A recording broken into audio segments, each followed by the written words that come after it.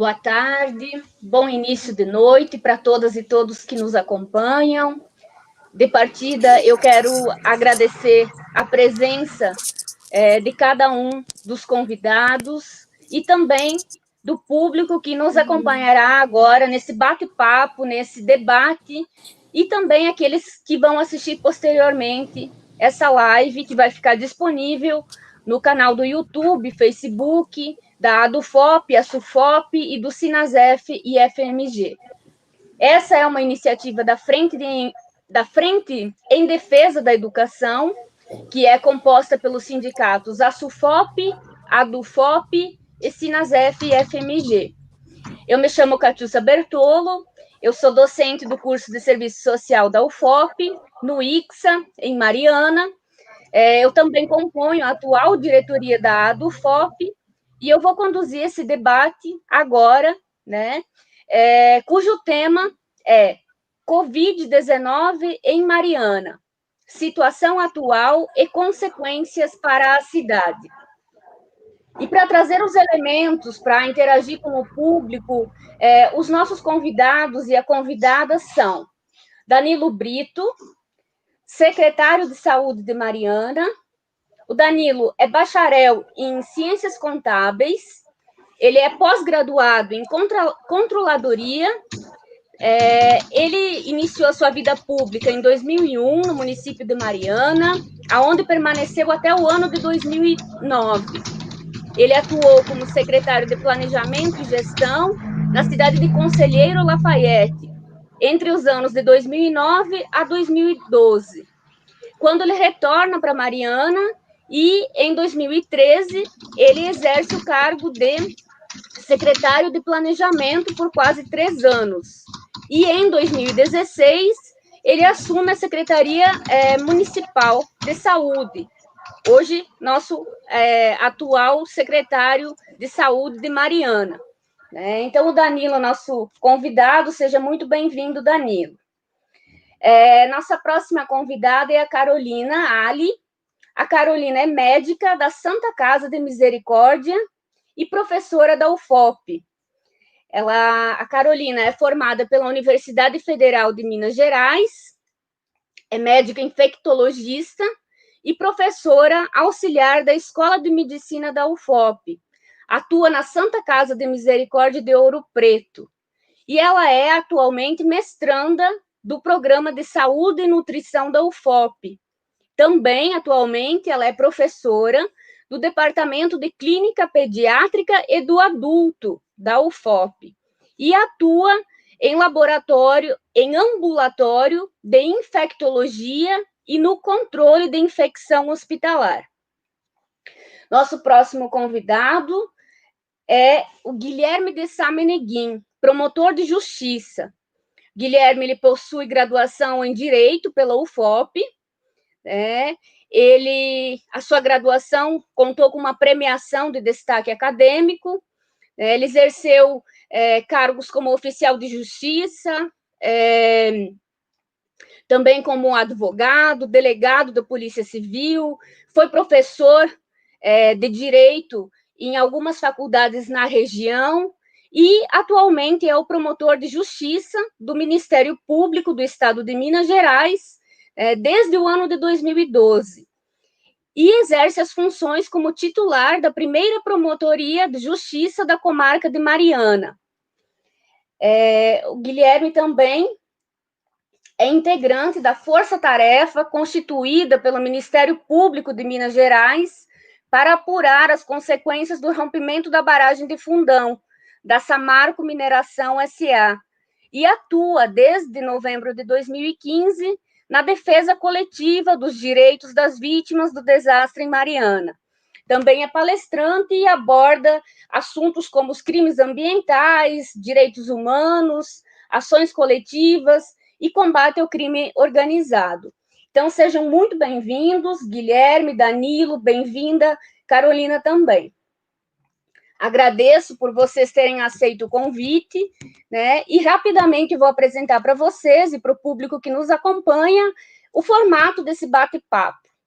A intenção é nós abrirmos com uma primeira rodada de perguntas a cada um de vocês. Essas perguntas elas foram pré-elaboradas pelos sindicatos que compõem a Frente em Defesa da Educação. Vocês terão um tempo de até 10 minutos para responder essas perguntas iniciais e, após essa primeira rodada, nós vamos abrir blocos de perguntas feitas pelo público que está nos acompanhando. Então, já peço para quem estiver nos assistindo e que tiver alguma pergunta, alguma questão para colocar a algum dos nossos convidados, que pode já se manifestar no espaço do chat, no espaço dos comentários, aqui do lado dessa tela que vocês estão nos assistindo. Nos bastidores dessa transmissão, nós temos uma equipe de apoio, de suporte, que vai selecionar algumas perguntas para essa segunda rodada de questões que serão feitas aos nossos convidados. Então, para abrir esse primeiro bloco de questões, para abrir o debate, eu inicio perguntando ao Guilherme. Vou fazer uma referência ao decreto número 10.282, de 20 de março de 2020, que no seu artigo 3º, parágrafo 1º, inciso L, considera que as atividades de lavra, beneficiamento, produção, comercialização e escoamento e suprimento de bens minerais são considerados serviço essencial. Esse mesmo decreto diz que são serviços públicos e atividades essenciais aquelas indispensáveis ao atendimento das necessidades inadiáveis da comunidade, assim considerados aqueles que, se não atendidos, colocam em perigo a sobrevivência, a saúde ou a segurança da população.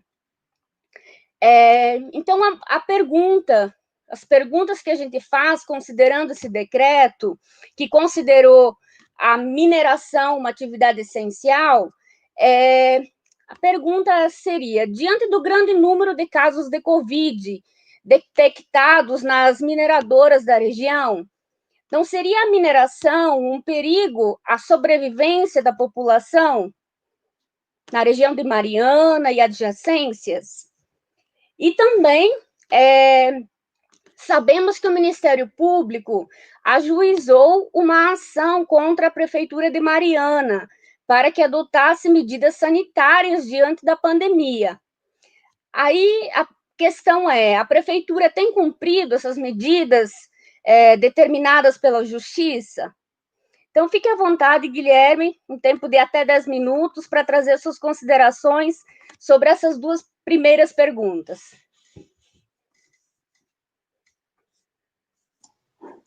Primeiramente, boa noite a todos. Boa noite, Catiúcia, Carolina, Danilo Brito, nossos companheiros aqui nessa live. Agradeço o convite da UFOP, da SOFOP e da Sinafese para poder compartilhar um pouco do nosso conhecimento e também das nossas dificuldades perante essa pandemia de Covid-19, que foi, de fato, completamente inesperado. Quanto à primeira questão, Catiúcia, é importante destacar que esse é um decreto que ele está sendo considerado válido pela Justiça até o momento, e, portanto, ao elencar a mineração como atividade essencial, não há muito o que se possa fazer diante dessa realidade.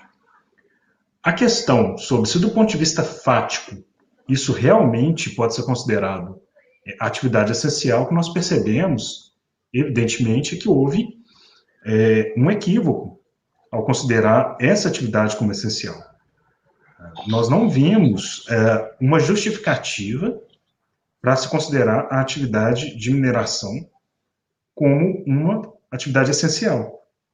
O que não poderia ocorrer, na nossa visão, é uma paralisação total, mas é possível fazer uma lavra que seja aquela indispensável ao funcionamento da sociedade, como foi descrito no decreto. Não é?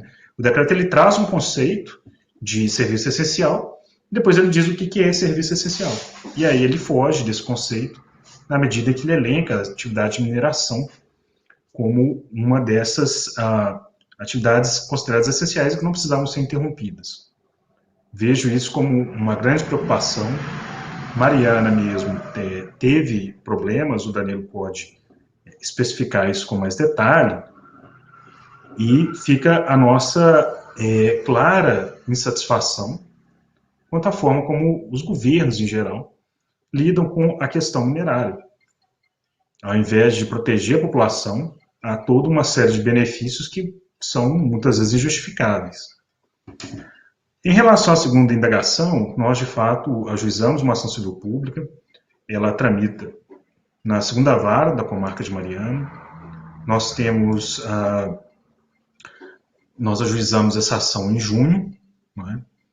Foi dia 2 de junho de 2020, em virtude de algumas denúncias que recebemos sobre a forma como o município de Mariana estava lidando com a pandemia, a respeito de medidas preventivas e também as medidas reparatórias, as medidas de cuidado com aqueles que vinham sendo infectados. Inicialmente, é importante fazer esse destaque, a doutora juíza, a doutora Marcela, ela indeferiu as liminares do Ministério Público, entendeu que não havia obrigatoriedade, por exemplo, de atender às regras da deliberação do Comitê de Enfrentamento à Covid, só para que os telespectadores, todos os que nos acompanham entendam, o governo do Estado de Minas Gerais constituiu um comitê que ele define regras através de deliberações. Né? Chama de deliberação, mas é uma norma, uma regra que precisa ser observada. Essas deliberações, algumas delas, tinham um caráter, na nossa visão, obrigatório, como era a deliberação 17, que estabelecia, e ela foi alterada algumas vezes, não vou entrar nesses detalhes, mas o comitê definiu que no Estado de Minas Gerais umas regras tinham que ser observadas. E essa deliberação 17, ela elencava claramente quais são as atividades essenciais, como deve ser feita a reabertura gradual das atividades socioeconômicas, estabeleceu as ondas, né, a onda vermelha, amarela, verde, e isso teve algumas alterações depois, mas de fato havia essa dúvida sobre a obrigatoriedade ou não de atender à deliberação do Comitê de Covid, para enfrentamento da Covid do Estado. E aí nós entendemos, inclusive foi um entendimento construído dentro do Ministério Público, que havia obrigatoriedade sim, que todos os municípios tinham eles poderiam complementar as normas estaduais, mas eles não poderiam negar as normas estaduais. Então nós entramos com a ação, houve inicialmente um indeferimento do pedido, mas em virtude de uma ação declaratória de constitucionalidade, proposta também pelo Ministério Público, perante diretamente o Tribunal de Justiça, o tribunal entendeu que as normas da deliberação eram obrigatórias. Então, aí sim nós peticionamos para que fosse intimado o município a cumprir as deliberações do Estado que tinham caráter obrigatório. A partir daí é que nós percebemos um maior cumprimento, uma maior execução no município dessas normas, embora ela não seja perfeito, a gente tem que fazer um balanceamento entre aquilo que vai da parte da consciência social mesmo, né? Muitas pessoas tentam burlar as regras, infelizmente, é uma coisa que nós temos que deparar, e tem a parte também da atuação do município. Então, através da ação civil pública, nós vamos poder entender até que ponto houve o cumprimento do parte do município e até que ponto houve, de fato, a irresponsabilidade daqueles que têm condições de manter o seu comércio, a atividade encerrada. Suspensa, né?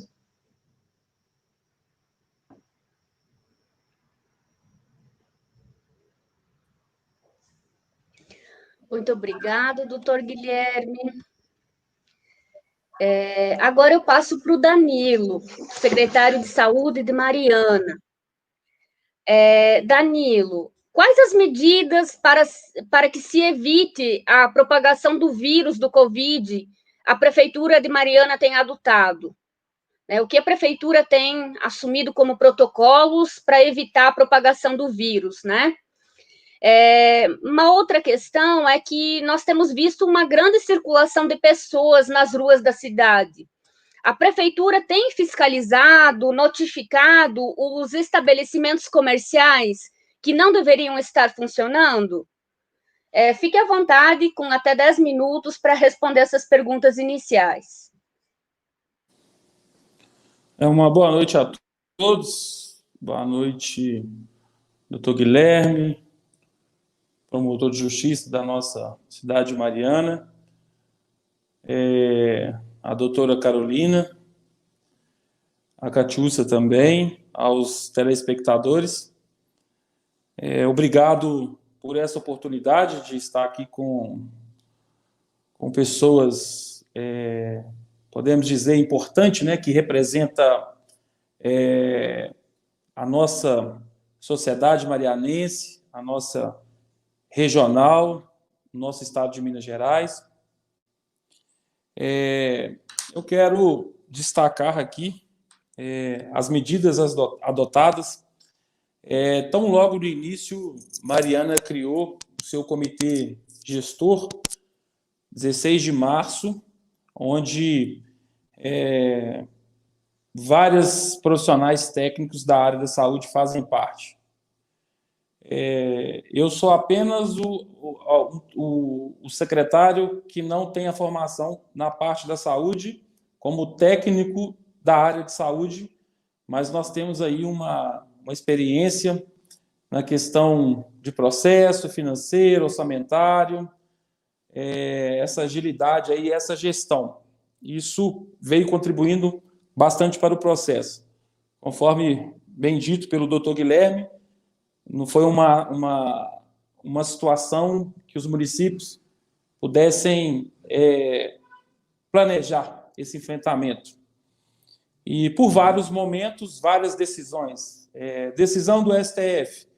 Cada município é responsável pelas suas ações no enfrentamento aí da pandemia. Eu entendo que o Estado de Minas Gerais demorou muito a manifestar. Conforme bem disse o doutor Guilherme, criaram um comitê gestor do Estado de Minas Gerais, onde criou-se essa deliberação 17, várias alterações ao longo do tempo da deliberação 17, ela veio acontecendo. Essa deliberação 17, ela foi elaborada por profissionais técnicos de saúde, e tão logo o governo do Estado, em parceria com as secretarias de Saúde e Desenvolvimento Econômico, criou-se o Minas Consciente. Então, criou-se o Minas Consciente, mas não obrigando os municípios a aderirem ao Minas Consciente, que seria esse protocolo. Daí, o município de Mariana, nós fizemos várias ações, dentre elas a criação do comitê gestor, criamos também um decreto mantendo o fechamento ali, mantendo apenas abertos os serviços essenciais.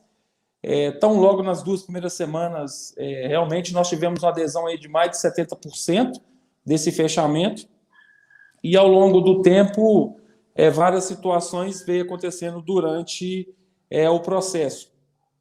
Mas Mariana foi uma das primeiras cidades a adquirir os testes rápidos.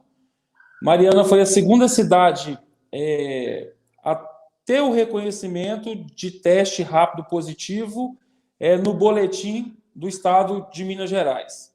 Então, nós somos até criticados em alguns momentos que, não receba a população de Mariana dentro dos seus distritos, porque Mariana está tudo contaminado. E ali a gente veio traçando essas estratégias, fazendo essas testagens. Tivemos aí um primeiro óbito na nossa região. Se não me engano, foi a segunda cidade de Minas Gerais, fora a capital, a testar um óbito do interior. Mas viemos buscando muito trabalho, muitas reuniões, parcerias com a Secretaria do Estado de Minas Gerais, com o Ministério da Saúde também, com os protocolos, tendo várias mudanças, mas nós optamos em testar o número máximo de pessoas. Mariana, hoje nós estamos em torno de 26 mil testes rápidos realizados. Nós não estamos contando aqui com o teste SUAB. No início, nós tivemos também muita dificuldade, porque a FUNED estava fazendo para toda Minas Gerais, né? E também aqui não vamos criticar a FUNED, porque também não esperava essa demanda tão alta de todos os municípios, né? Então, por várias vezes eu disse em alguns momentos que Minas Gerais estaria subnotificando, mas não porque eu vejo que queria subnotificar, é porque realmente são 853 municípios e todos eles canalizando ali na FUNED esses resultados. Mas a nossa região ela trabalhou muito.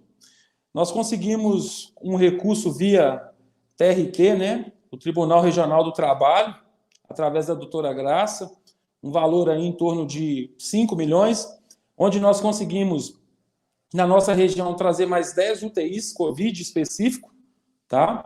Conseguimos também 16 leitos de isolamento dentro da Santa Casa também.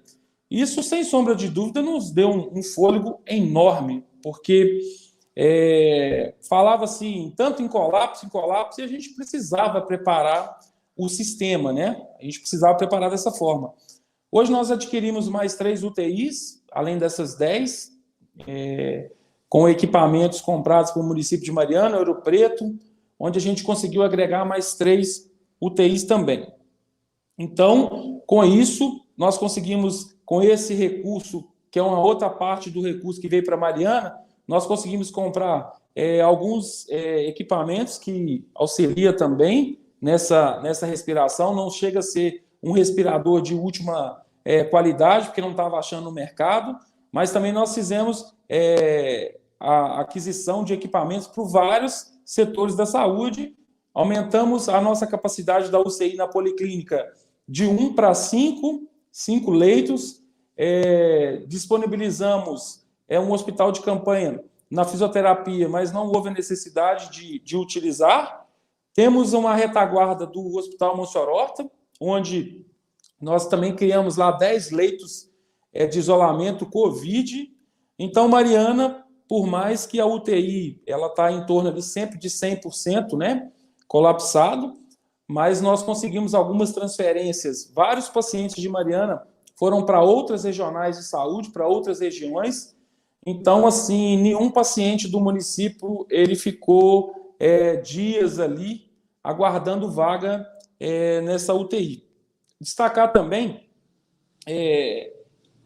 a testagem que nós fizemos foi uma determinação onde foi dito aí, muito bem colocado pelo doutor Guilherme, eu também não vejo a mineração como serviços essenciais. Por se tratar de um decreto federal, eu acredito que ele pode ser essencial financeiro para a União, tá? Porque a Vale, mas a Samarco aí vem batendo recorde aí, né, em exportação aí de minério. Uma outra situação que também não foi dita, que é importante, é a aglomeração nas filas de bancos também, que para mim é ali onde está a maior contaminação, mas nós sabemos também que nesse momento as pessoas precisam de receber, né, os seus auxílios aí também. Mas eu quero destacar que, Mariana, nós fizemos uma ação diferenciada. Nós preocupamos em testar o lar dos idosos, fizemos a testagem, a 4ª rodagem de testagem do presídio, fizemos já também a 4ª rodagem de testagem dos profissionais da saúde, linha de frente, fizemos também de outros profissionais do município. Nós temos aqui também a Guarda Municipal, que é Segurança Pública, fizemos também da Polícia Civil, e estamos acompanhando o lado dos idosos, inclusive com os profissionais que foram contratados pelo município, dando essa assistência, porque teve baixa lá de 2 profissionais que pediram demissão. Então, apesar de não ser uma responsabilidade diretamente da gestão da pasta da saúde, nós assumimos isso. A hemodiálise, a referência no município de Mariana, nós fizemos a testagem também de todos os usuários lá do sistema, fizemos pela 2ª vez essa testagem. Então, Mariana tem um número de casos parecido com o de Itabirito, né? Mas destacando aqui, 80% dos casos de Mariana eles foram assintomáticos. Nós fizemos essa testagem também do comércio, naquela abertura que Mariana tinha de um plano gradativo. Em relação à mineração, a Companhia Vale do Rio Doce, a cada 21 dias, ela faz a testagem de todos os seus profissionais. A Samarco, ela também tem uma periodicidade também, a Renova e as indiretas. Nós chegamos, inclusive, a parar as obras, até liguei para o doutor Guilherme para explicar, porque tratava-se de um reassentamento de Bento e Paracatu, e o doutor Guilherme, como sempre, à frente dessas ações. Se não fosse o envolvimento do Ministério Público, as obras, apesar de estar atrasada, não estaria nesse nível que está. O doutor Guilherme realmente representou e representa essas pessoas. Também entrou numa ação junto com a Mariana, mantendo esses profissionais de saúde também. Então, no que se diz respeito à saúde, a gente não fala só de pandemia. Tem Mariana, Cidade da Barragem, aconteceu essa tragédia, vários envolvimentos.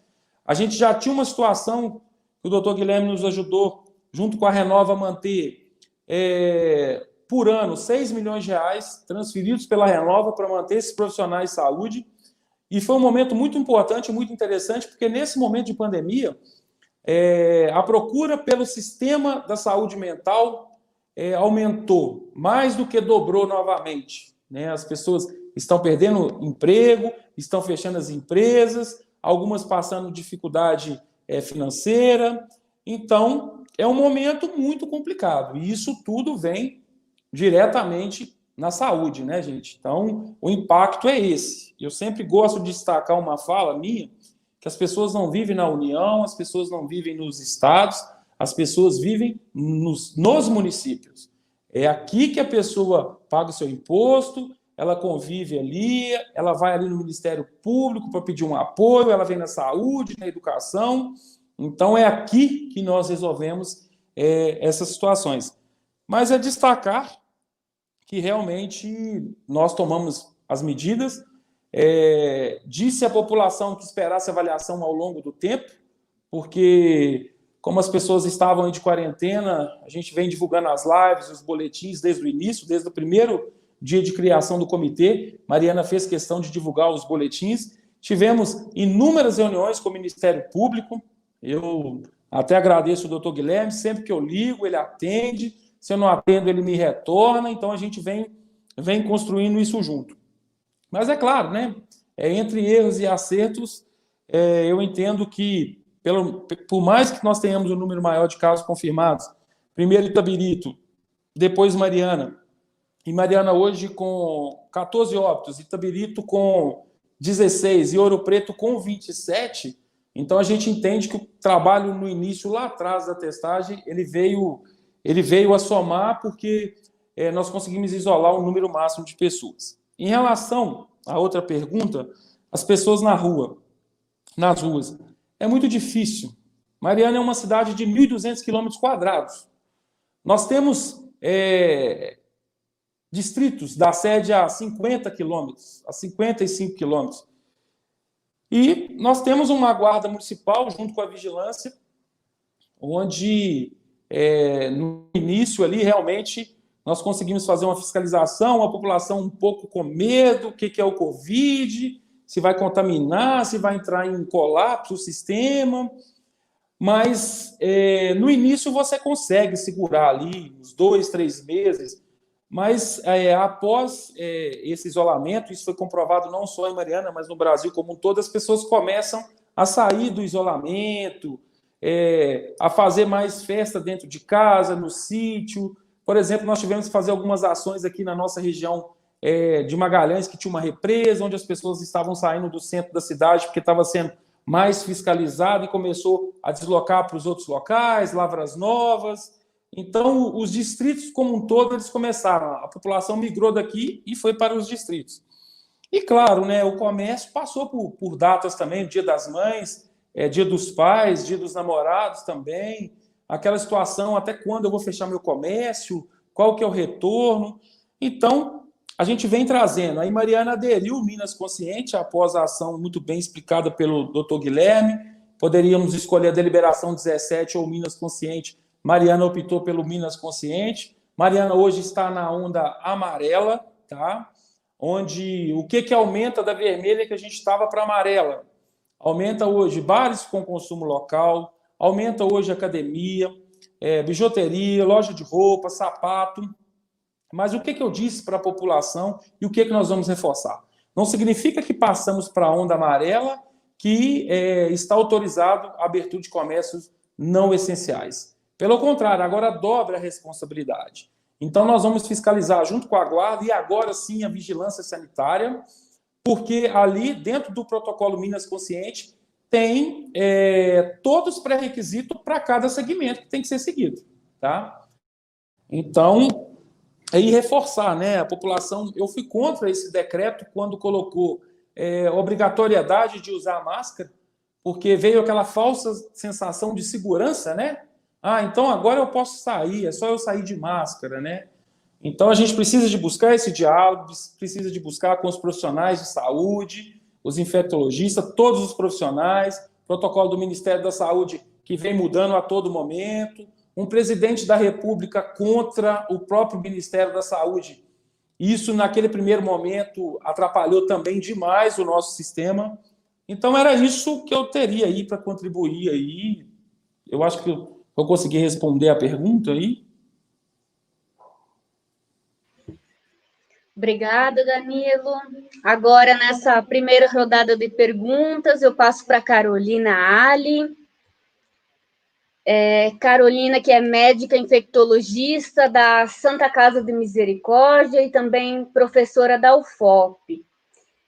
Carolina, você faz parte do Comitê de Servidores da UFOP para definir estratégias de prevenção e contenção do contágio do coronavírus. O possível retorno de alunos para suas moradias, repúblicas, né, em Ouro Preto e Mariana, e as aglomerações de pessoas nessas residências, foi debatido nesse comitê de acompanhamento da UFOP?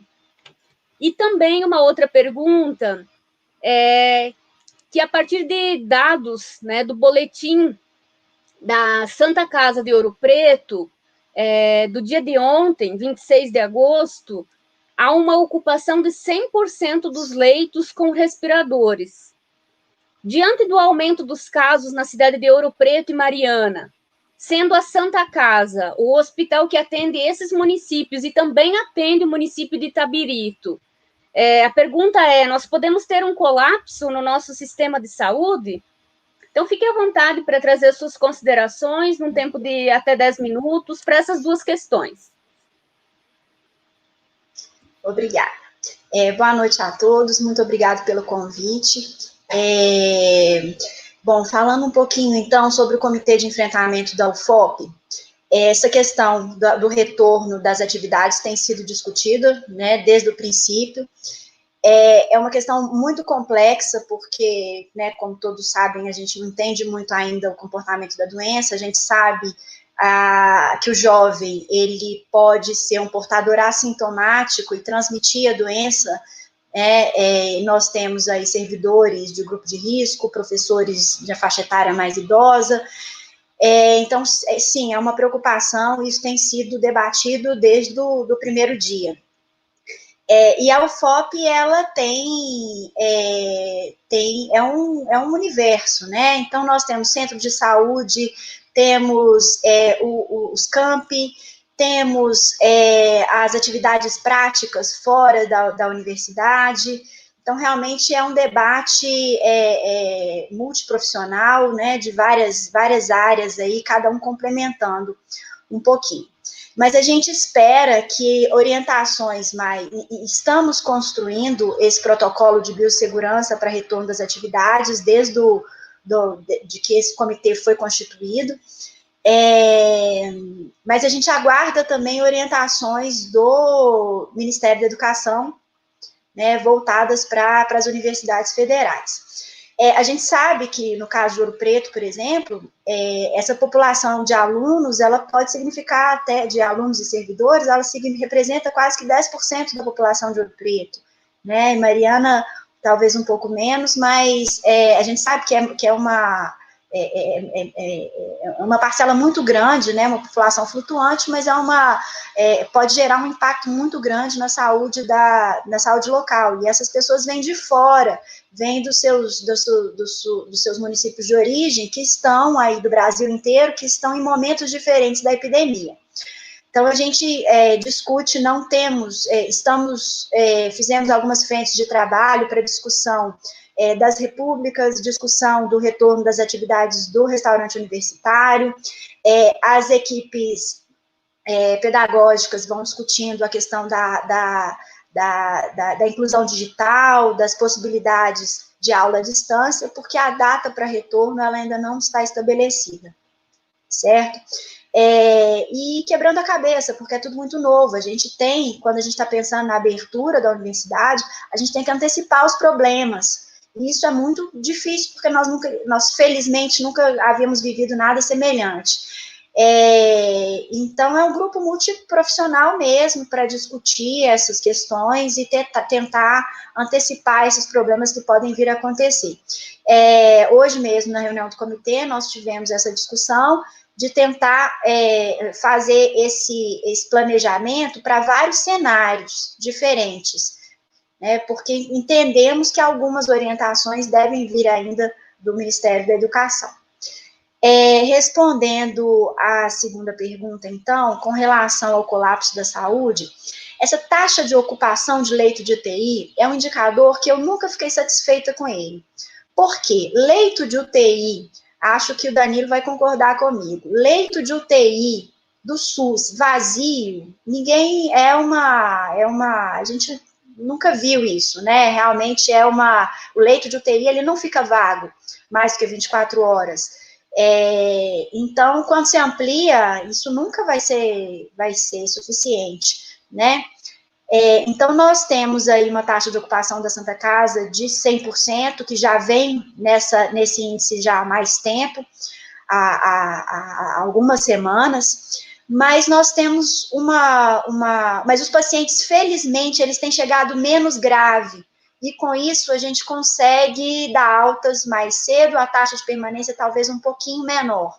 Isso são dados que depois nós vamos ter que sentar e analisar, mas a gente consegue já ter um perfil de um paciente um pouco melhor. E a gente tem a retaguarda de Belo Horizonte.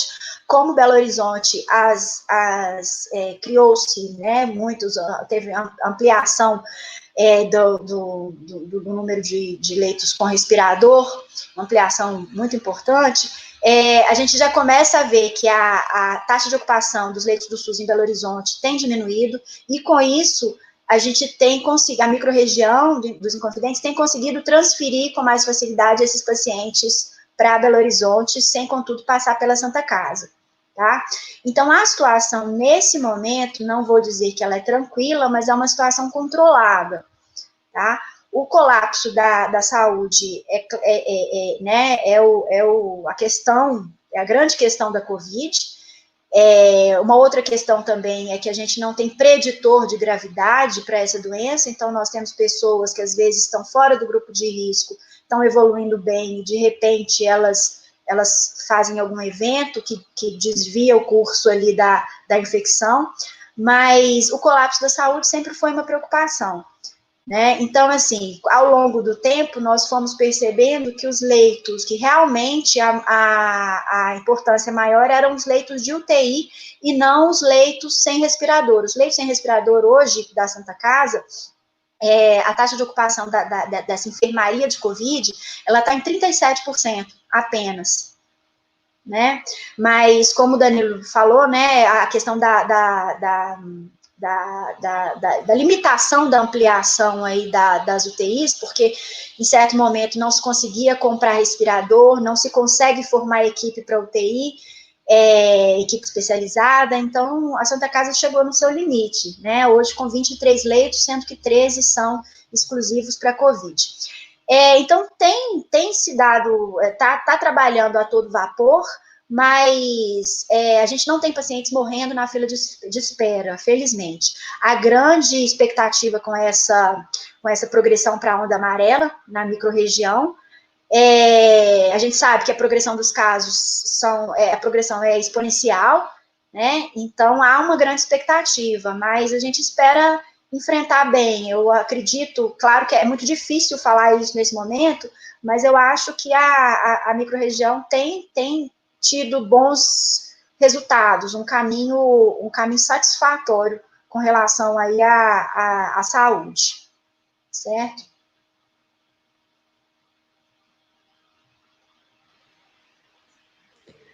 Muito obrigada, Carolina. O público que está nos acompanhando tem mandado já algumas perguntas, são várias, inclusive, né, para todos vocês. Então, já vamos passar para essa segunda rodada com perguntas que o público está nos fazendo. Antes de passarmos para esse momento, eu gostaria só de fazer a leitura para quem está nos acompanhando do boletim divulgado agora às 18h05 pela TV UFOP, pela Rádio UFOP também. Traz o cenário de 3 cidades onde a UFOP tem campus, né?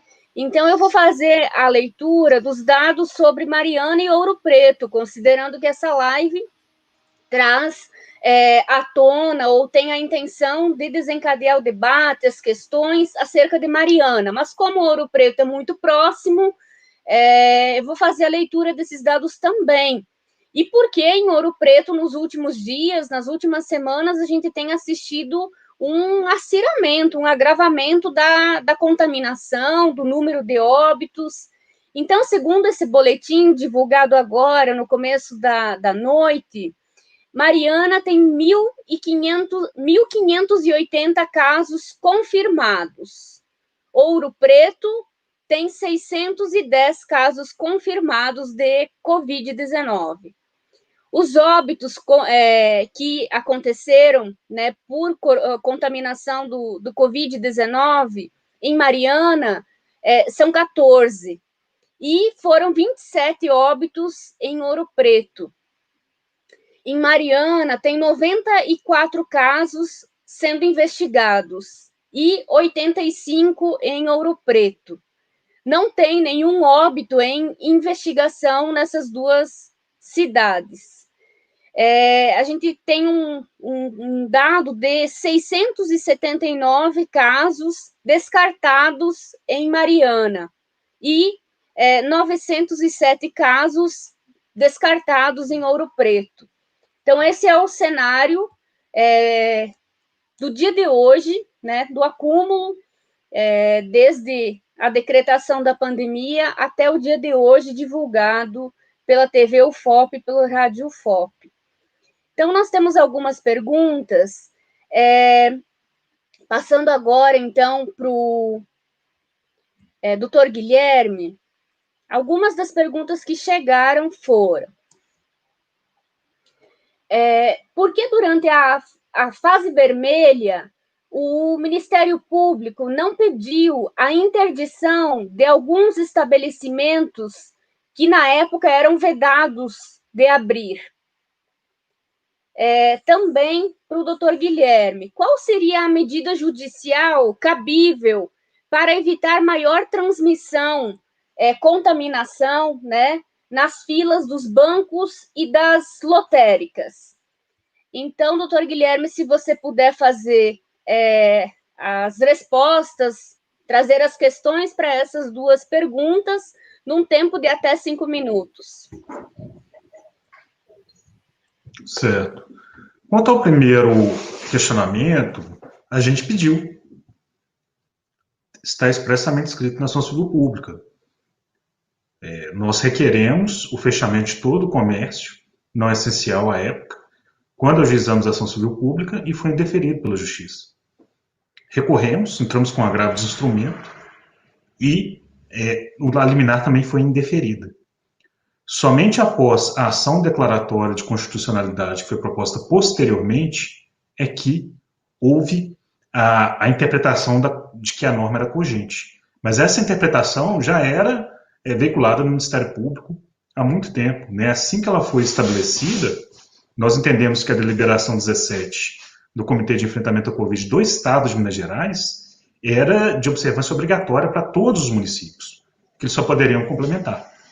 Então, com essa interpretação, nós entramos com a ação civil pública e nós pedimos expressamente que fosse, então, determinado esse fechamento do comércio não essencial, de todas as atividades não essenciais, na verdade, não só atividades comerciais, mas o pedido de liminar, a tutela de urgência foi indeferida e nós recorremos. Então, na verdade, nós realmente requeremos, talvez a pessoa que perguntou não saiba desses detalhes, mas caso queira inteirar-se, né, eu vou passar o número da ação civil pública, que eu vou buscar aqui nos meus arquivos para que todos possam entender como foi esse trabalho do Ministério Público. E em Mariana nós somos uma das primeiras comarcas, né, a ajuizar a ação civil pública com essa interpretação, que, ressalto, não era essa interpretação que estava vigente à época, mas nós já nos antecipávamos com isso. Só para fins de elucidação, né, quem quiser ter acesso ao processo, é o número 5.843, dígito 06.2020.8.13.0400, que é o número da comarca.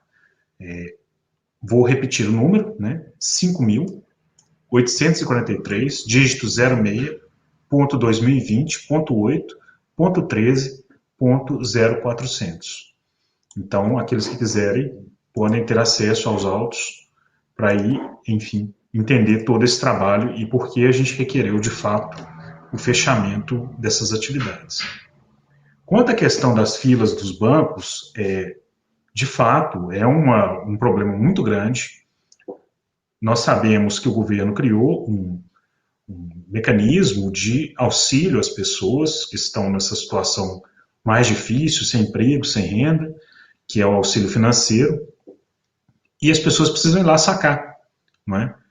Isso é, de fato, um grande problema, mas não pode ser impedido as pessoas de forma alguma, elas precisam desse recurso para sobreviver. Então, é um problema, sim, difícil, é complicado você pensar numa solução para isso, e, inclusive, nós já oficiamos os bancos de Mariana para que se manifestem sobre essa situação especificamente, né? No sentido do que eles podem fazer para reduzir, além, é claro, do município que tem que fazer o trabalho de fiscalização e tomar as providências que forem cabíveis no caso. Então, nós já estamos acompanhando essa situação. Não existe uma solução fácil, aliás, quem procura uma solução fácil diante de uma pandemia assim, tão perigosa, tão complexa, de fato não vai chegar a solução alguma. Então, nós estamos aguardando os bancos responderem e também a atuação fiscalizatória do município.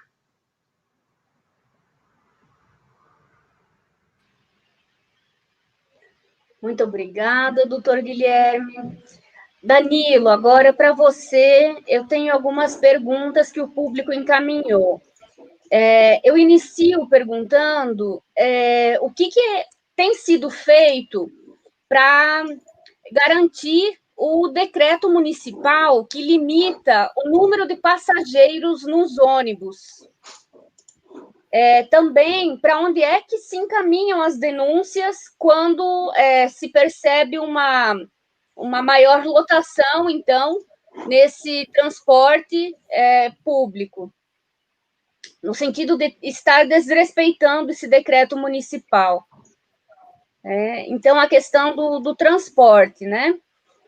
Também uma pergunta, como que está sendo feita a fiscalização acerca do uso das máscaras?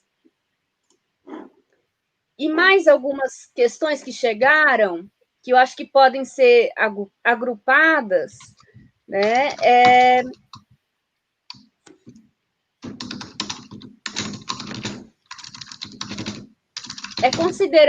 Considerar quais as medidas preventivas que estão sendo realizadas, tanto no setor público quanto no privado, no sentido de evitar novas contaminações e a proliferação, né, da Covid em Mariana, né? Acho que retomando um pouquinho alguns dados que você já mencionou anteriormente, mas a pergunta, ela traz o seguinte: numa live que aconteceu há cerca de um mês atrás, foi afirmado pelo senhor que já haviam sido realizados 24 mil testes rápidos.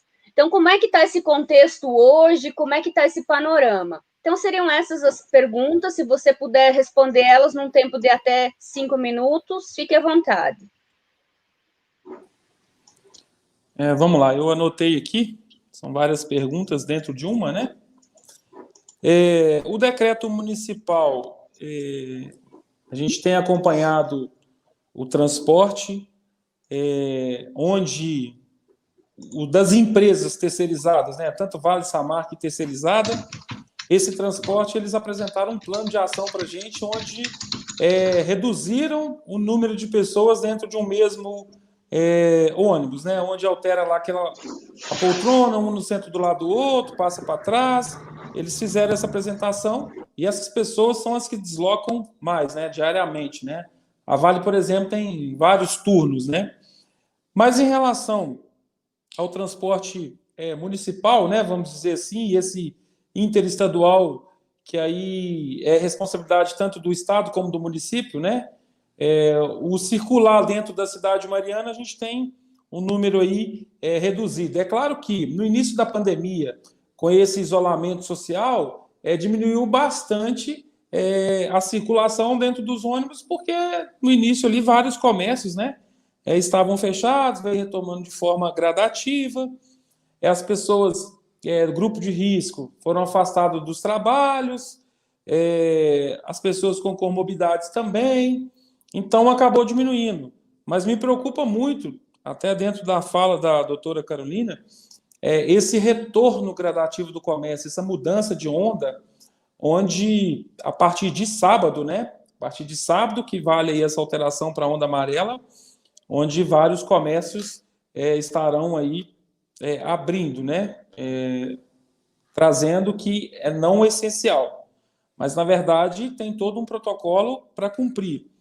Mas a gente pretende reforçar ainda novamente, porque tem vindo aí não só, aí a nossa preocupação não é só nos ônibus, mas também nos pontos de ônibus. Estamos entrando aí também com a 5ª detetização nos pontos de ônibus, na parte central ali de praças. Enfim, conforme o doutor Guilherme disse, não é fácil, né? Quem tem fala que tem essa solução aí pronta, mentira, né? Senão nem país de primeiro mundo aí, Estados Unidos, Itália, estaria passando por isso. Estados Unidos aí, amargando aí, né? Primeiro caso de quantidade de casos confirmados e óbito, né? Mas a gente pretende sim reforçar. Já solicitamos também as empresas que fazem a testagem dos seus profissionais, a Transcota. Temos a dificuldade, o doutor Guilherme disse muito bem, em relação aos bancos. Nós mandamos uma recomendação técnica pedindo que eles fizessem a testagem dos seus profissionais. Todos eles responderam falando que não ia fazer, que não era obrigação, né? Tivemos muita denúncia também dos bancos falando de que tem lá a dispensa de álcool, mas nunca que tem, a aglomeração ela continua lá dentro. Então, a gente também tem feito várias notificações. As denúncias, nós abrimos um WhatsApp web, né, um WhatsApp Responde, do número 99712-4008, fizemos ele no início da pandemia, onde nós criamos para as pessoas tirarem dúvidas, né, do que eu faço, porque naquele início da pandemia, a doutora Carolina pode também frisar, a orientação do Ministério da Saúde é que não se deslocasse até as unidades de saúde, que ficassem dentro das suas residências, acompanhando ali se ia evoluir ou não. Então, isso gerou muitas dúvidas e muitas perguntas, por isso que nós criamos dessa forma. Criamos também um WhatsApp denúncia e também um 153 da Guarda Municipal. Em relação ao uso de máscara, nós fizemos um decreto municipal pelo município, no qual eu disse que eu estaria um pouco com receio, uma vez que a gente fizesse isso, autorizaria a população toda a ir para a rua. Nós tivemos também aonde melhorou a situação que saiu dentro da norma do Ministério da Saúde a utilização de máscara de pano, porque nós, como os profissionais de saúde, como município, estava com dificuldade de adquirir esses EPIs no início, né? Então veio essa nota técnica do Ministério autorizando essas confecções de máscara de pano, aí sim realmente deu um fôlego para a gente, porque quase que chegou a zerar o nosso estoque. Então, e sempre falando isso com a população, passando vários videozinhos, a forma de um estar usando, o outro não, qual que é o grau de contaminação.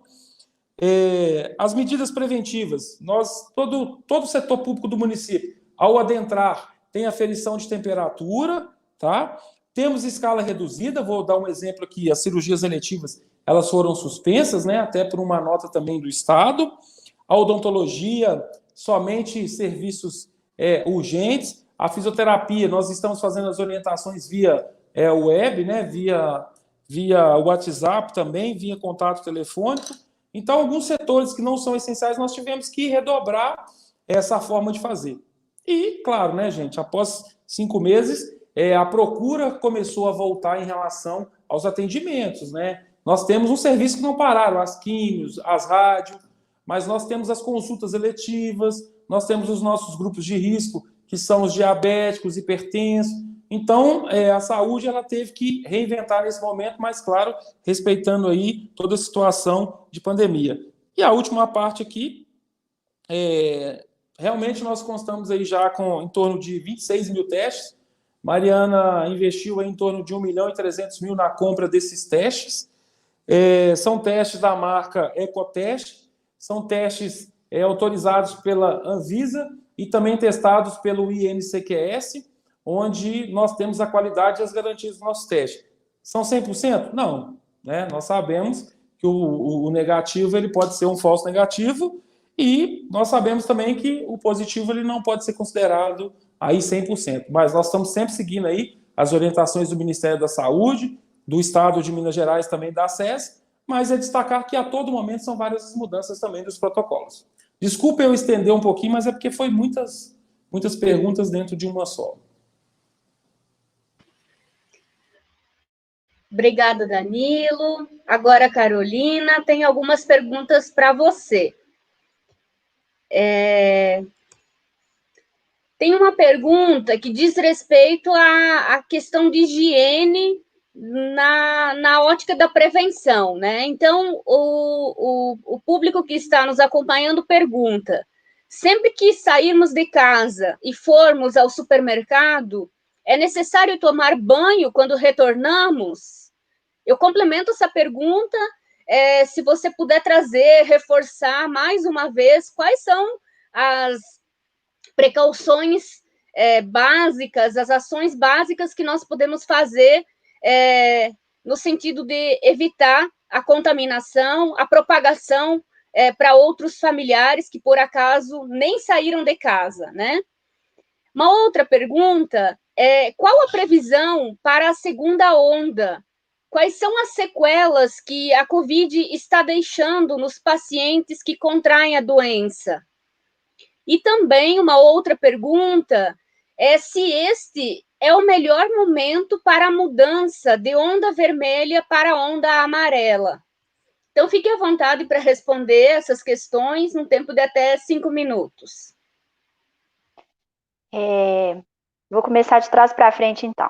A respeito desse ser o melhor momento para progressão de onda, de fato, não é o melhor momento, mas esse momento tinha que acontecer, né? Então, assim, por questões econômicas, por questões psíquicas, essa progressão já teria que acontecer.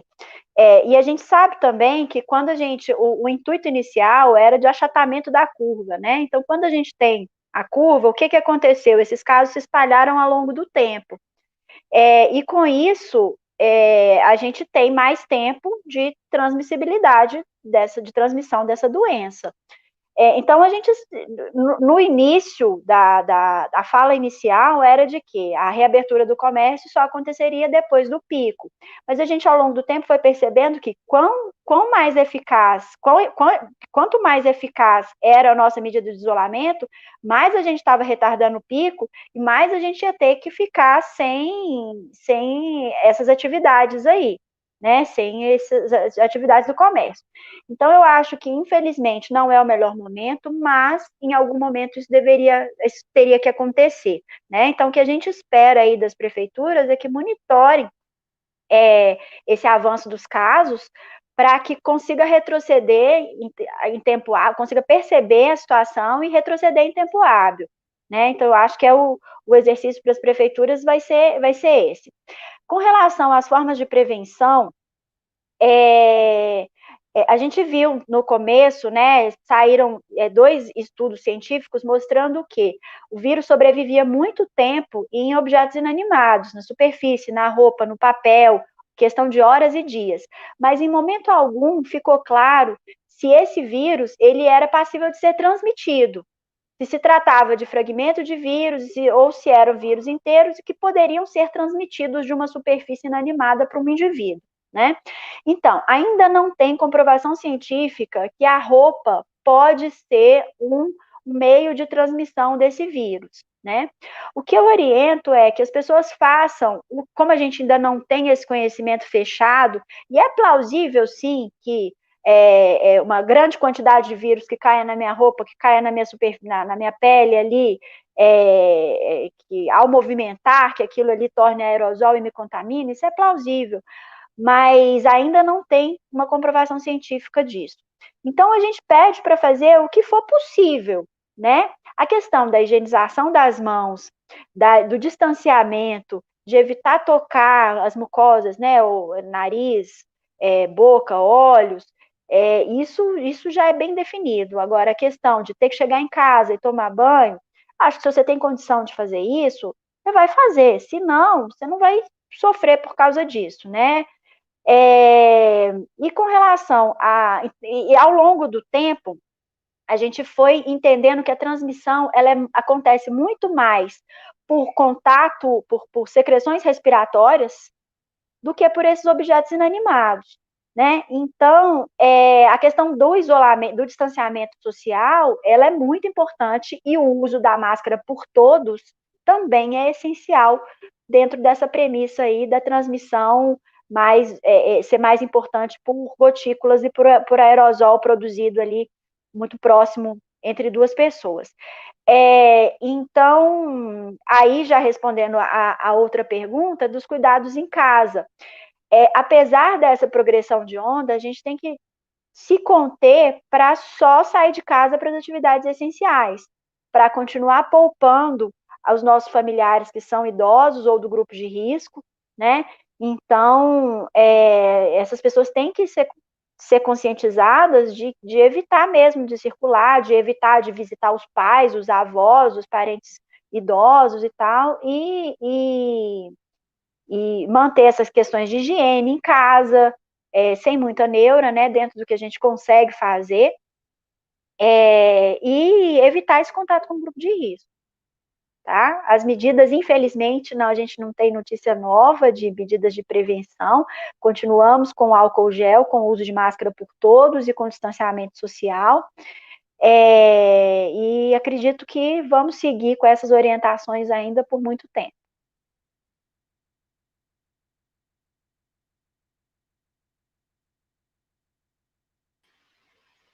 Obrigada, Carolina. Nós temos mais algumas perguntas, considerando já o adiantado da hora também. Esse vai ser o nosso último bloco de questões. Então, essa última rodada. E eu já peço que vocês aproveitem para se despedirem do público, fazerem as suas considerações finais também, tá? Então, a primeira pergunta é para o doutor Guilherme. Por que não são feitas campanhas e fiscalização dos protocolos de saúde que devem ser cumpridos? Como avalia a condução da equipe de saúde ao enfrentamento da Covid? Então, são essas duas perguntas, fique à vontade, e para suas considerações finais também, doutor Guilherme.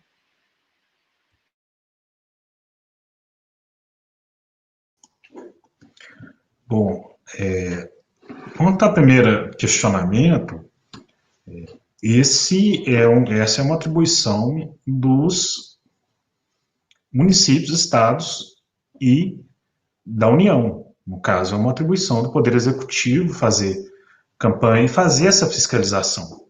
O que nós atuamos é quando há alguma irregularidade e isso é noticiado.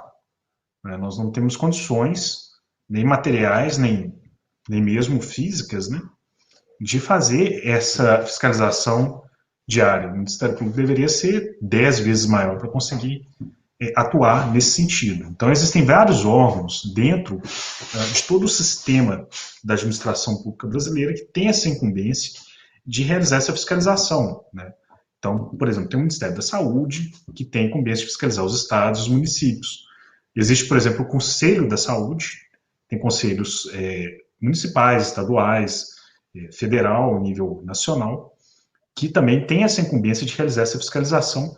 E dentro daquilo que é a atribuição do Ministério Público, isso pode ser nos noticiado para que alguma medida seja adotada.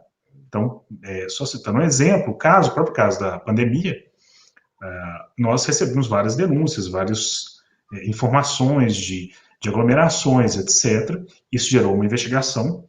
Nós entendemos que houve, de fato, esse descumprimento e entramos com a ação civil pública que está tramitando na segunda vara da comarca de Mariana. Então, de fato, isso não é uma atribuição imediata do Ministério Público de fazer campanhas e fiscalizações imediatas o tempo todo. Né? Nós atuamos quando há algum fato concreto, até mesmo sob pena de responder por abuso de autoridade. Né? Infelizmente, nós tivemos uma situação que talvez a maioria da sociedade não perceba, que a nova lei de abuso de autoridade, ela cerceou muito o trabalho da polícia, do Ministério Público e do Poder Judiciário. Então, hoje, há sempre um risco dessa responsabilização. É interessante, né, só fazer um parênteses aqui, que a lei fala que se aplica a todos os agentes públicos. Ele começa dizendo, olha, essa lei se aplica a todos os agentes públicos que abusam de autoridade. Na hora que você vai ler os tipos penais, não tem nenhum tipo penal que não se aplica, a não ser nessas três profissões, policiais, integrantes do Ministério Público e do Poder Judiciário. Então, por exemplo, iniciar uma investigação sem ter um fato, sem ter indícios mínimos. Quem pode responder por isso é o Ministério Público e a polícia, né? Mesmo porque os agentes públicos não realizam esse tipo de investigação penal. Dá uma sentença decretando a prisão de uma pessoa sem fundamento. Quem faz isso é o juiz. Então, isso cria para a gente também uma grande dificuldade de atuação. Eu não entendi muito bem a segunda pergunta, Catiúcia.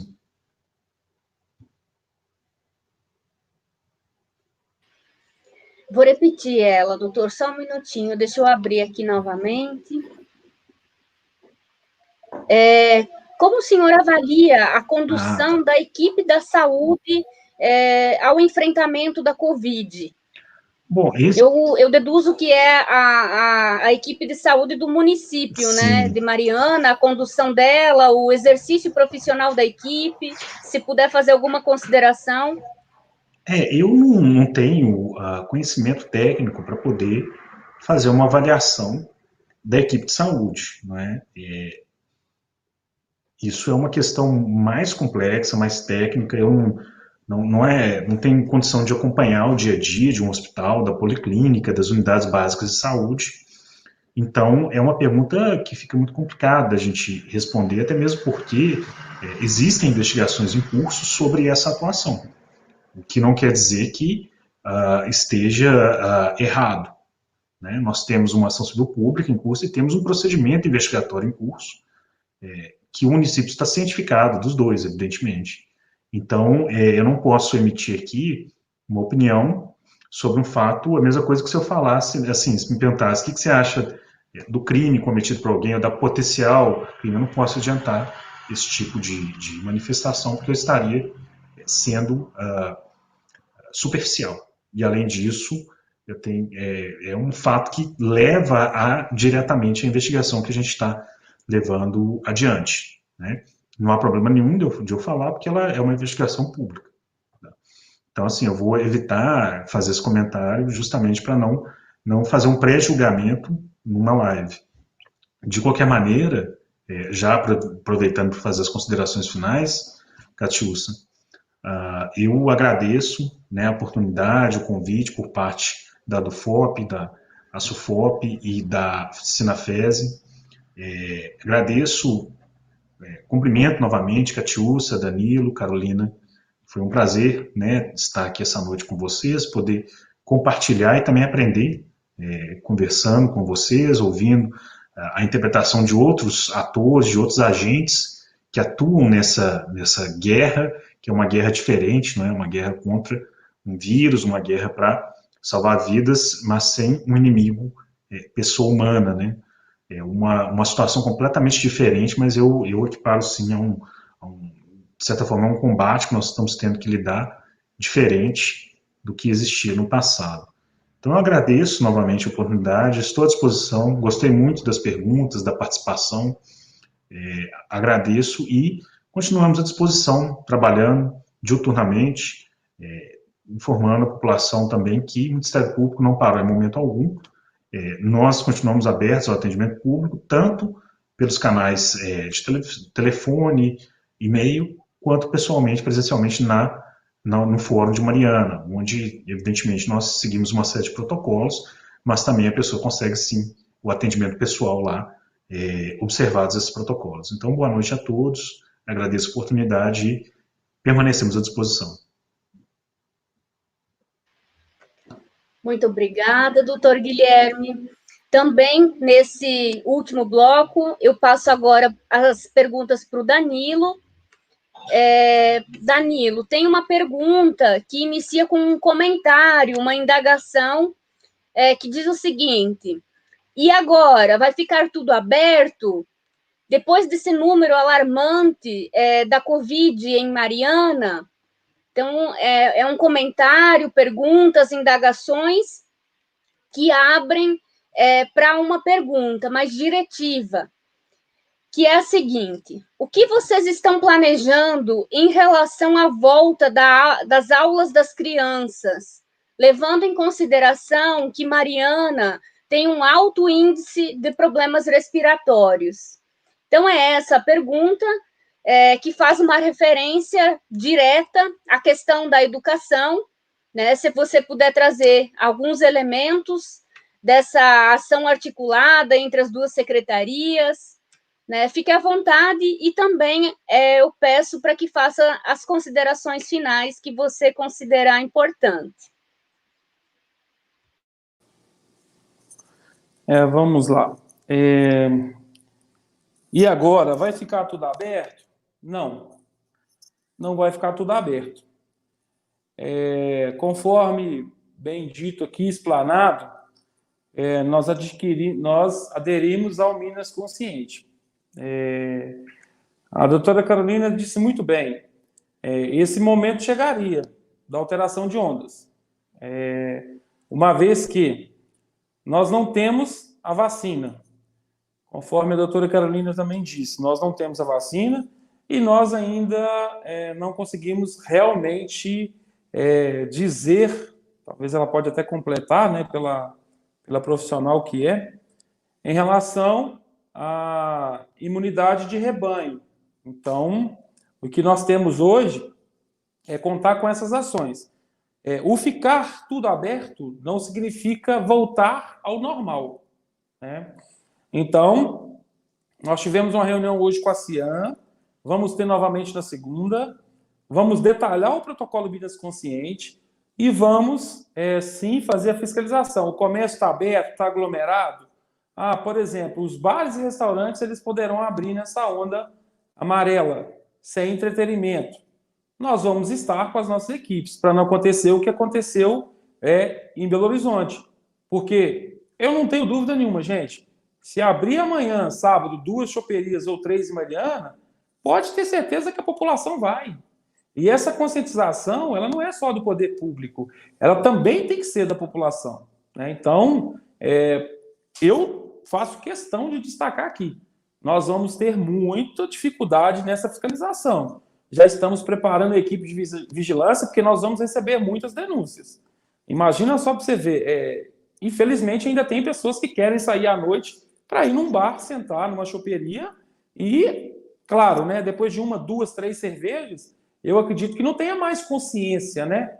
Então, pode ter certeza que o que eu estou falando aqui vai acontecer. E a gente está aí com a equipe justamente para estar fiscalizando e cobrando, tá? Em relação à volta às aulas, devido aí à índice respiratória, né, Mariana ter dito aí que Mariana tem um índice alto aí de doenças respiratórias, né? A gente entende que a nossa região é uma região muito fria, Ouro Preto, Mariana, essas alterações bruscas de temperatura, nem tanto que numa quinta-feira fez quase 32 graus, no outro dia já foi para 14, e a gente consegue perceber esse período, uma vez que quando tem essa alteração, as nossas unidades de saúde, no outro dia os atendimentos, a procura já aumenta. Em relação à volta às aulas, eu quero dizer que também faz parte lá do Minas Consciente, mas ainda não está em onda, tá? Vai ser discutida essa diretriz junto com o Estado de Minas Gerais. O Estado de São Paulo tentou voltar, tiveram dificuldade. Vai ter que, conforme bem disse a Catiúcia, vai ter que ser muito bem elaborado entre a saúde e a Secretaria de Educação, mesmo que, se as aulas voltarem em janeiro, fevereiro do ano que vem, gente, nós temos que aprender a conviver com esse novo. Vai ser cultural, dispensa de álcool gel nas escolas, essa não aglomeração, essas salas com 40, 50 alunos. Isso, nós temos que aprender a conviver com esse novo. Mas é uma parceria, sim, que tem que ser feita pela Secretaria de Educação, pela Saúde, e vai chegar o momento desse retorno, né? Até porque nós estamos falando de escola pública e também nós estamos falando também do setor privado. O setor privado tem investido aí nas aulas online, mas realmente a gente precisa entender e saber se está sendo realmente válido, como que vai ser a avaliação da criança, será que ela vai passar de ano? Então, é tudo novo, né? Então, a Secretaria de Saúde ela é muito importante nesse momento, porque ela é atividade meio nessa pandemia, onde ela dá diretrizes. A Secretaria de Esportes vai ter um evento, se retorna o esporte, a educação, o desenvolvimento econômico. Então, a gente tem que ter profissionais técnicos, gabaritados. Nós temos que realmente buscar essas informações, as diretrizes do Ministério da Saúde também e do Estado, para a gente poder construir isso junto. Apesar, assim, que eu acredito que o Estado de Minas Gerais, nós já tivemos a primeira, a segunda onda, tudo junto, porque, tá, é uma opinião minha, tá, gente? Porque nós ficamos em cima do platô lá, com casos lá, sem baixar, né? Sem ter essa taxa R aí que a gente fala, né? Talvez a doutora pode até explicar. Mas é isso, é muito trabalho, não tem como não cobrar do comércio, não tem como cobrar da população essa higienização, esse distanciamento. Os grandes eventos, nós já estamos falando de carnaval aí do ano que vem comprometido, os grandes eventos, festa de exposição. Então, tão logo aí, médio a longo prazo, a gente vai ter que aprender aí a conviver com esse novo. E já finalizando, eu gostaria de agradecer a pessoa do Dr. Guilherme, né, Ministério Público, por várias vezes nós tivemos contatos, tivemos reuniões onde eles nos recebeu também com a Cian, com o comércio. Ele não fugiu da sua responsabilidade, mesmo ele como Ministério Público não teria essa obrigação, mas ele atendeu por diversas vezes, discutiu a situação. Sempre que a Secretaria de Saúde procura e liga, o doutor Guilherme tem atendido. E claro, né, cada um dentro das suas competências, mas eu quero agradecer aqui ao Ministério Público também, o Judiciário, a doutora Marcela também, que participou com a gente nas ações do presídio, pedindo as informações, o doutor Cláudio também, o promotor, tem acompanhado também. Então, isso é importante porque a gente consegue demonstrar para o Ministério Público, né, para o Judiciário, o que está sendo feito. Nós não temos compromisso com o erro, mas existe erro? Existe, mas a cada dia a gente vai aprendendo com os técnicos. Nós estamos com uma dificuldade muito grande. Profissionais aí, nesses últimos dias, que testaram positivos, médicos, técnicos, enfermeiros, motorista de ambulância. Então, tudo isso dificulta o nosso processo, né?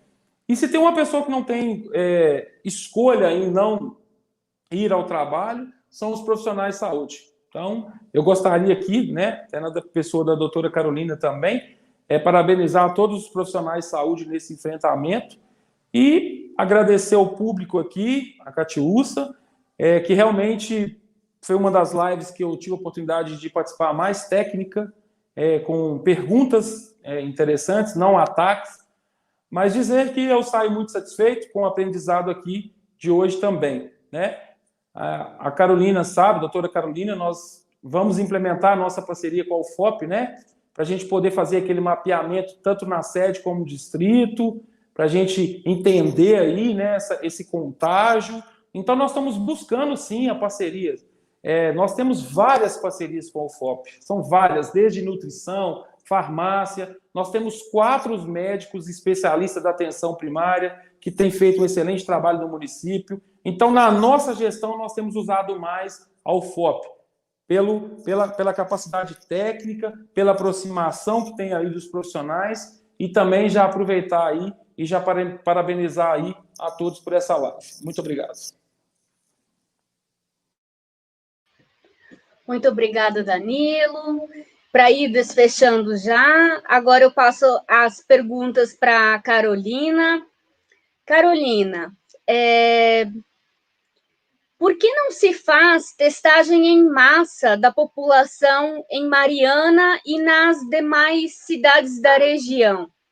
Então, acerca dessa questão da testagem, o Danilo já trouxe algumas informações de testes aplicados, mas e a testagem em massa?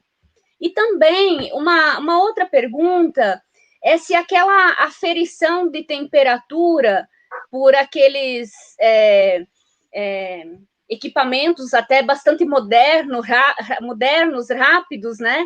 Se essa é uma estratégia eficiente para evitar uma contaminação. A gente sabe que acontece essa medição de temperatura por aquele equipamento, né, digital, na entrada de supermercados, em alguns outros estabelecimentos, né? Se essa é uma estratégia válida para evitar que alguém com uma temperatura mais elevada, descontrolada, transite livremente entre outras pessoas, e isso pode significar um indício de contaminação. Então, se você puder comentar sobre isso e fazer as suas considerações finais também. Ok. Bom, com relação à testagem em massa, a gente tem que pensar o seguinte: os testes, eles são extremamente problemáticos. E não porque são testes para Covid, foram desenvolvidos de uma forma rápida, não é só por isso. A gente, na medicina, quando a gente solicita um teste, a gente já está antevendo o que a gente vai fazer com aquele teste, se ele vier positivo ou se ele vier negativo. Quando a gente faz a testagem em massa, a gente perde um pouco isso, porque o teste, ele para um diagnóstico, ele é uma peça do quebra-cabeça. Eu preciso ter o quadro clínico, eu preciso ter o quadro epidemiológico, eu preciso ter outros dados para conseguir chegar a um diagnóstico. Por quê? Por isso que o Danilo falou, a gente tem, qualquer teste tem uma percentagem de exames que são falso positivo e uma percentagem de exames que são falso negativos. Então, muitas das vezes, esse exame feito aleatoriamente, ele não vai refletir a realidade. Então, fazer a testagem em massa, ela é complexa, tá? E ela dá uma falsa segurança para a população. A população, a OMS, a recomendação da OMS é da testagem em massa, realmente. Mas, será que isso se aplica aos nossos municípios que sofrem com verbas limitadas para compra de equipamento?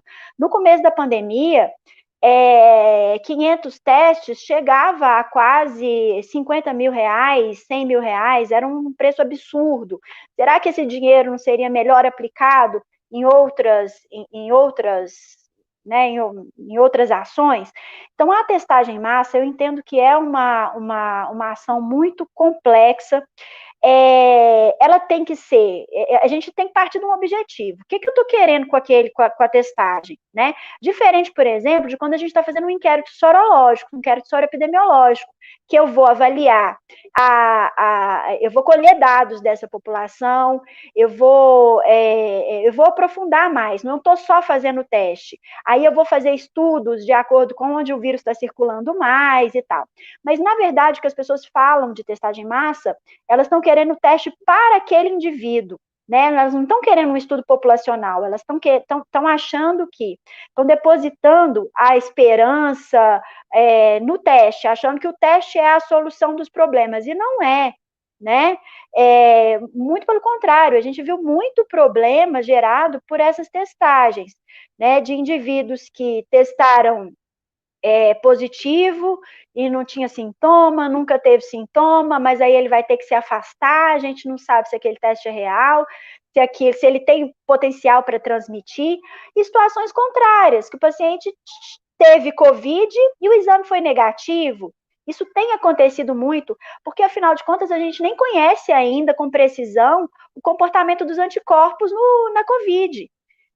Então, a gente já sabe que o conhecimento utilizado para outros vírus não servem para coronavírus. Por exemplo, popularizou muito, né, a questão das imunoglobulinas IgM e IgG.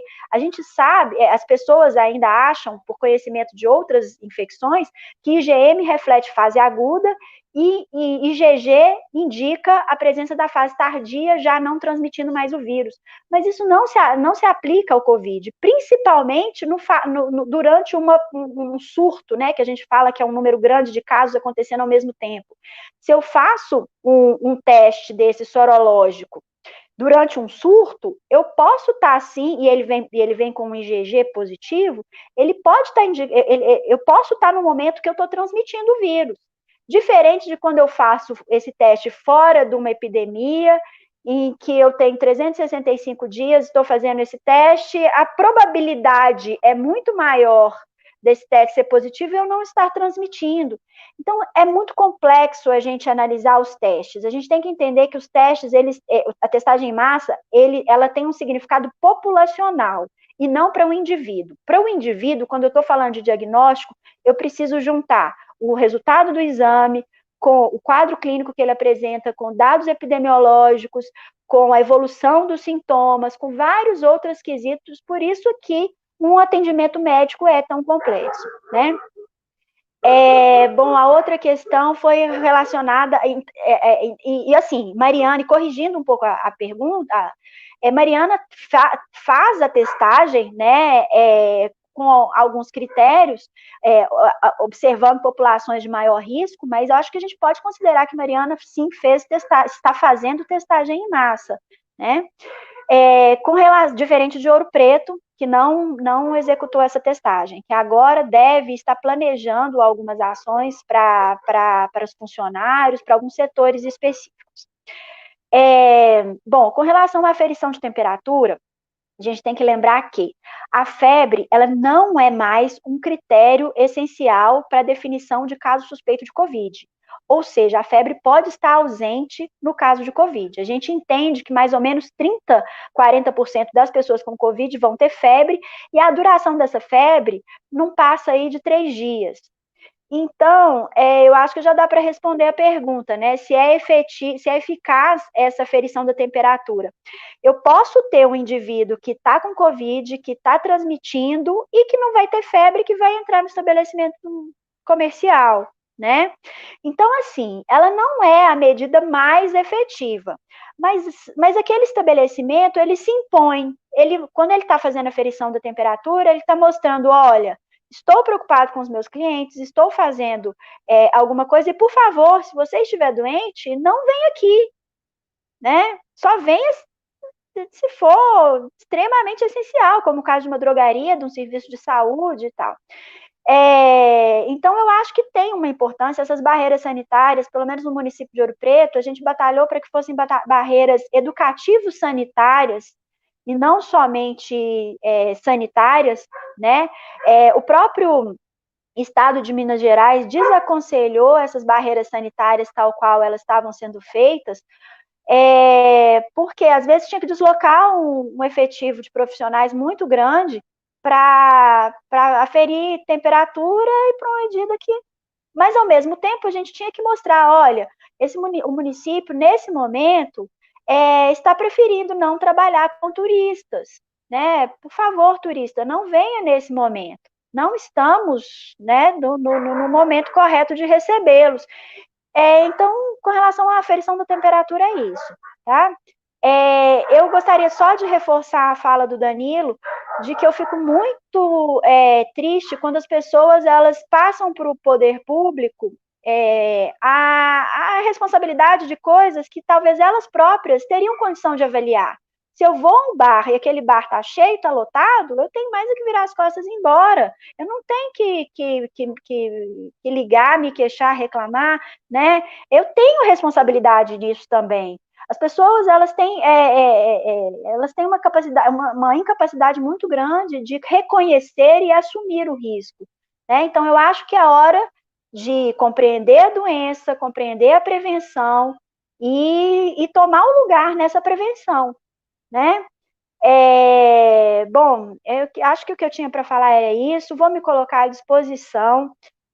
Eu sei que tem algumas questões que são muito polêmicas, mas eu acho interessante a gente passar isso para a população. Achei brilhante essa iniciativa dos sindicatos, né? São momentos muito construtivos, concordo com o Danilo, sem ataques, né?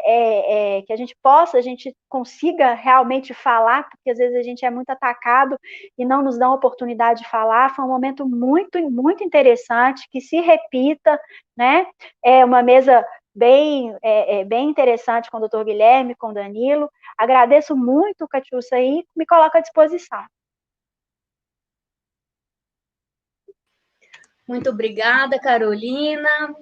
Novamente, eu agradeço ao Danilo, ao Guilherme, a você, Carolina, né, pelas contribuições importantíssimas que vocês trouxeram, né? É sempre muito importante e necessário nos encontrarmos, elucidarmos questões, colocarem questões na mesa também para serem dialogadas, né?